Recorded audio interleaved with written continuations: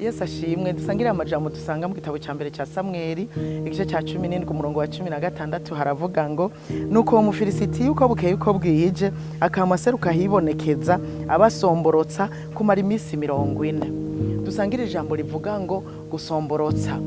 Hari ku ngoma y'umwami Sawuli abafilisitiya bari bahanganye n'Abisirayeli kugira ngo bagwane.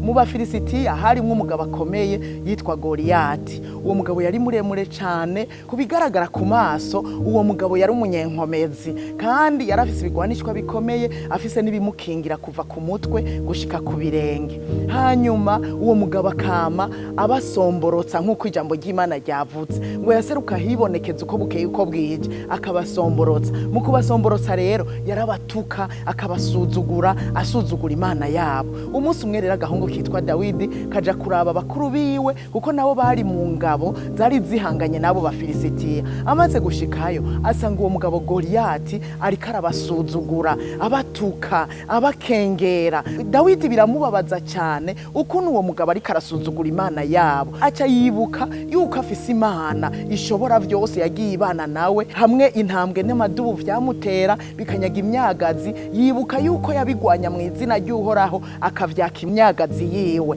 Hanyuma yumva yoja kugwanya n'uwo mufilisitiya. Hanyuma rero abi wabo uhereye kuri bakuru we baramusuzugura kuko yari umwana mutoya, ariko Dawidi akumva nyene yogenda akamugwanya. Ikindi nagira ndakubwire ngo iyo ugiye mu ntambara nuze wihayagiza ucambara ibigwanishwa. Ukwiye kwihayagiza nuwambura ibigwanishwa avuye mu ntambara yanesheje. Nayo ukigenda mu ntambara nubuze uko bigenda, inkomezi zabo mugiye guhangana ntazubuzi. Rero kwishima intambara itarahera ni bibi cyane. Nuko rero wa mufilisitiya abandanya kubacokora, ariko Dawidi arahaguruka aragenda aramugwanya, nubwo abi wabo babona umengo arakagirira nabi. Ariko Dawidi arumva neza yuko aza kumucisha umutwe hanyuma akawushira umwami Sawuli, kandi nivyo vyabaye. Yaramugemye akabuye karagenda kidoma mu ruhanga, acagwa yubamye, aragenda amucizosi, hanyuma umutwe awushira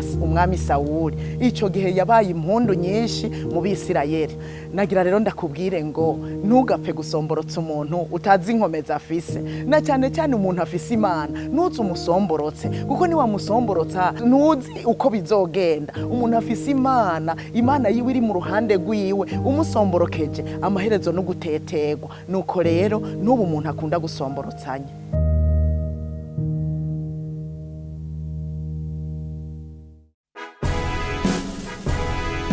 Sanze manere mu ruhande rwacu,